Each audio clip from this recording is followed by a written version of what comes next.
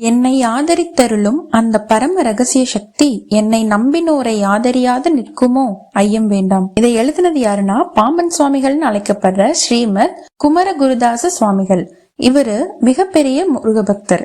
இவருதான் கலியுகத்தோட கடைசி குருன்னு சொல்லப்படுறாங்க.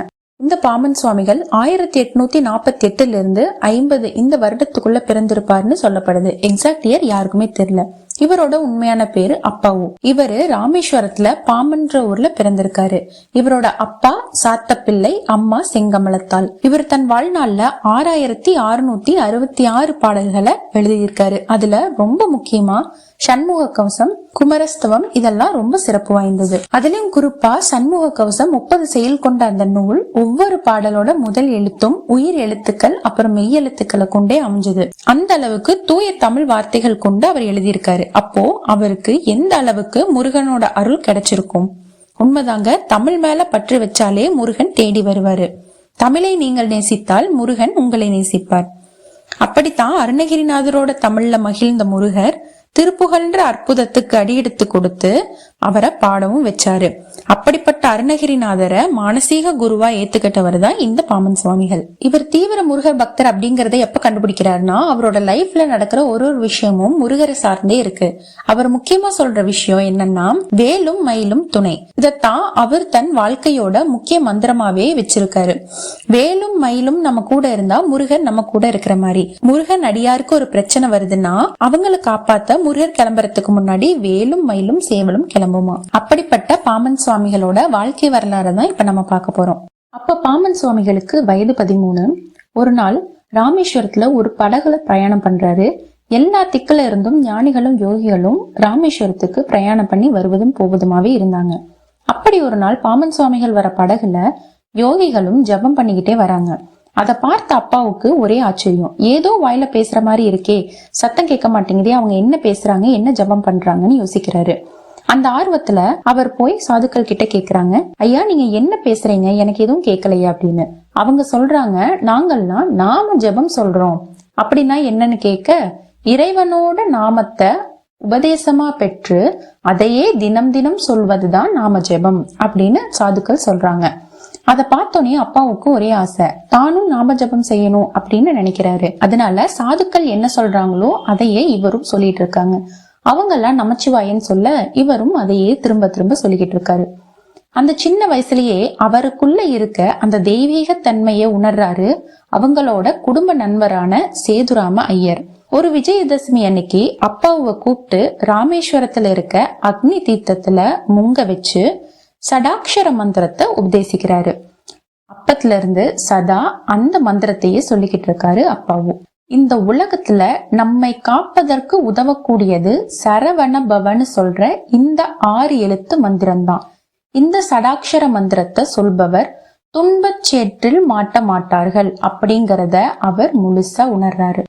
இப்படியா முருகனை அதிகமா ஆட்கொள்றாரு பாம்பன் சுவாமிகள். பாலதேவராயர் எழுதின கந்த சஷ்டி கவசத்தை தினமும் 36 முறை பாட தொடங்குறாரு அப்பாவு. அத பார்த்து அதே மாதிரி தானும் எழுதணும் அப்படிங்கிற ஒரு எண்ணம் வருது. தன்னையே அறியாம ஒரு மங்கள வார்த்தை அவர் கேக்குது. என்னன்னா, கங்கையை சடையில் பறித்து. அந்த பாடல் வரிகளை வச்சு முழு பாட்டையும் எழுதுறாரு. அதுதான் அவர் எழுதின முதல் பாடல். இப்படி பாடல் எழுத ஆரம்பிச்ச அவருக்கு ஒரு நாள் பால் சாதத்தை முருகனே வந்து ஊட்டி விடுற மாதிரி கனவு வந்திருக்கு. அந்த கனவுக்கு அப்புறம்தான் தனக்கு கவிப்புலமையே அதிகமாச்சுன்னு அவரே சொல்லியிருக்காரு. இப்படியே பல பாடல்கள் அவர் பாடுறாரு. ஒரு நாள் அவரோட ஆசிரியரான முனியாண்டி பிள்ளைங்கிறவரு அவர் வழிபடக்கூடிய தெய்வமான முனியப்ப கடவுளுக்கு பாட்டு எழுதி தருமாறு கேக்குறாரு. ஆனா பாம்பன் சுவாமிகளோ அதை மறுத்துறாரு. நான் முருக கடவுளை தவிர வேற தெய்வத்துக்கு பாடல் எழுத மாட்டேன் அப்படின்னு சொல்லிடுறாரு. உடனே அந்த ஆசிரியர் முருகன் கிட்ட போய் கேக்குறாரு, உன்னுடைய அடியார் என்னுடைய தெய்வத்திற்கு பாடல் எழுத மாட்டேங்கிறாரு, நீ கொஞ்சம் கேக்குறியா அப்படின்னு போய் முறையிடுறாரு. முருகன் போய் பாம்பன் சுவாமிகள் கிட்ட சொல்றாரு, என்னுடைய தகப்பனாராக இருக்கக்கூடிய தெய்வம் தான் முனியப்பர், என்ன நினைச்சு நீ அவருக்கு ஒரு பாட்டு எழுது அப்படின்னு சொல்ல, அதுக்கப்புறம் அவரு பாடல் எழுதுறாரு. குந்துக்கல் அப்படிங்கிற ஒரு கிராமத்துல எழுதினதுனால இந்த பாடலுக்கு குந்துக்கல் பதிகம் அப்படின்னு பேர் வருது. அப்படியே நாட்கள் போக அவருக்கு துறவரத்தின் மேல ஆர்வம் வருது. அதை தெரிஞ்சுக்கிட்ட அவரோட பெற்றோர் அவருக்கு கல்யாணம் பண்ணி வைக்கிறாங்க. அவருக்கு 2 ஆண் ஒரு பெண் குழந்தை பிறக்குது. ஆனாலும் அவருக்கு துறவரம் போகணுன்ற ஆர்வம் குறையவே இல்லை. ஒரு முறை அவங்களோட பெண் குழந்தைக்கு உடம்பு சரியில்லாம போகுது. பாமன் சுவாமிகள் அப்ப தியானத்துல இருந்திருக்காரு. தன் மனைவி குழந்தைக்கு உடம்பு சரியில்லைன்னு சொல்ல, நீ போய் முருகனை வேண்டு, நான் என்னோட தியானத்தை முடிச்சதுக்கு அப்புறம் வரேன் அப்படின்னு சொல்றாரு. தியானம் முடிச்சு பாமன் சுவாமிகள் வரும்போது குழந்தை உடல் சரியாகி தூங்கிட்டு இருக்கிறத பார்த்து என்ன நடந்ததுன்னு கேட்க, அவங்க மனைவி சொல்றாங்க, ஒரு சின்ன பையன் திருநீர் இட்டுட்டு போனா அதுக்கப்புறம் குழந்தைக்கு உடல் குணமாயிருச்சு அப்படின்னு சொல்றாங்க. சோ அதுல இருந்து என்ன தெரியுது, வந்தது வேற யாரும் இல்ல, முருகப்பெருமானே தான். அதுக்கப்புறமா துறவரம் மேற்கொண்டு பழனி ஆண்டவரை தரிசிக்கணும் அப்படிங்கிற ஆர்வம் அவருக்கு வருது. அந்த எண்ணத்தை தன் நண்பரான அங்கமுத்து பிள்ளை கிட்ட சொல்றாரு. அவர் நண்பரோ சுவாமிகளுடைய குடும்ப வாழ்க்கையையும் அவருடைய 3 குழந்தைகளுடைய எதிர்காலத்தை மனசுல வச்சு இப்ப வேண்டான்னு தடுத்துறாரு. ஆனா பாமன் சுவாமிகள் அதை கேட்காம தன் நண்பரோட வாதாடிக்கிட்டே இருக்காரு. இறுதியா அவரோட நண்பர், இது பழனி முருக கடவுளோட ஆணையா அப்படின்னு கேட்க, ஆம் அப்படின்னு தலையாட்டிடுறாரு. அன்னைக்கு சாயங்காலமே சுவாமிகள் அவரோட வீட்டு மொட்டை மாடியில உட்கார்ந்திருக்கும் போது தென் திசையிலிருந்து கோபத்தோட இறைவனோட உருவம் தெரியுது. கருணை கடலான முருகனை கோபக்கணலா பார்த்ததும் அவருக்கு என்ன பண்றதுனே தெரியல. கையெடுத்து கும்பிடுறாரு, கண்ணீர் வருக நிக்கிறாரு. பழனிக்கு வருமாறு உனக்கு ஆணையிட்டேனா அப்படின்னு முருகன் கேட்க, உங்களை பார்க்க வேணும்ன்ற ஆர்வத்துல பொய் சொல்லிட்டேன் அப்படின்னு மன்னிப்பு கேக்குறாரு. அதுக்கு முருகன், நீ பொய் சொன்ன காரணத்துக்காக நான் சொல்லாம நீ பழனிப்பதிக்கு வரவே கூடாது அப்படின்னு சொல்லி தடை விதிச்சிடுறாரு. அதுக்காக அவரு பிழை பொறுக்க முறையீடு அப்படின்னு ஒரு பாடலையும் எழுதி பாடி பாக்குறாரு. ஆனா கடைசி வரைக்கும் அவருக்கு பழனிக்கு வரத்துக்கான உத்தரவு வரவே இல்லை. இதுல இருந்து என்ன தெரியுது, தன் பெயரை வச்சு பொய் சொல்றவங்கள எந்த காரணத்துக்காகவும் முருகன் மன்னிக்க மாட்டாரு. தொடர்ந்து அவர் முருகனோட புகழை எல்லோருக்கும் பரப்ப ஆரம்பிக்கிறாரு. அங்கதான் ஒரு சுவாரஸ்யமான விஷயமே நடக்குது. பாமன் சுவாமிகள் வெளியில கரடுமுரடான பாதையில கல்லும் முள்ளும் குத்தி கஷ்டப்பட்டு நடந்து போறாரு. அடுத்த நாள் காலையில செருப்பு தைக்கிற வியாபாரி ஒருத்தர் பாமன் சுவாமிகளுக்கு ஒரு ஜோடி செருப்பு கொடுத்து தன் கனவுல முருகன் வந்ததாவும் உங்களுக்கு ஒரு ஜோடி செருப்பு கொடுக்க சொன்னதாவும் சொல்றாரு. அந்த செருப்பை வாங்கி போட்டா அது பாமன் சுவாமிகள் காலுக்கு சரியா பொருந்தது. இதுல என்ன தெரியுது, தன் பக்தர்களுக்கு ஏற்படுற சிறு காயத்தை கூட முருகனால தாங்க முடியல. இதுக்கப்புறம் தான் சுவாமிகள் வாழ்க்கையில ஒரு பெரிய விஷயம் நடக்குது. அவருக்கு அப்ப 41 வயசு. சுவாமிகளுக்கு முருகர் பெருமான நேர்ல பார்த்து உபதேசம் பெற்றுக்கொள்ளணும் அப்படிங்கிற பேராவல் வருது.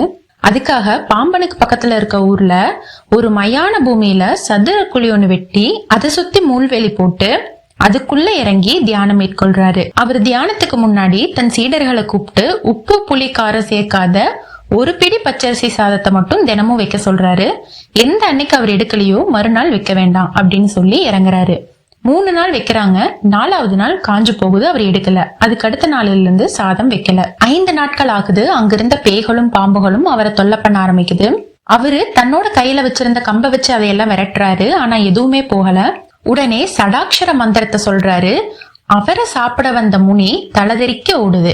இப்படி இருக்க 6வது நாள் அப்பன் முருகனே அருணகிரிநாதரோடையும் அகத்தியரோடையும் பழனி தண்டாயுதபாணியா காட்சி கொடுக்கிறாரு. பாமன் சுவாமிகளுக்கு உபதேசமும் செய்யறாரு.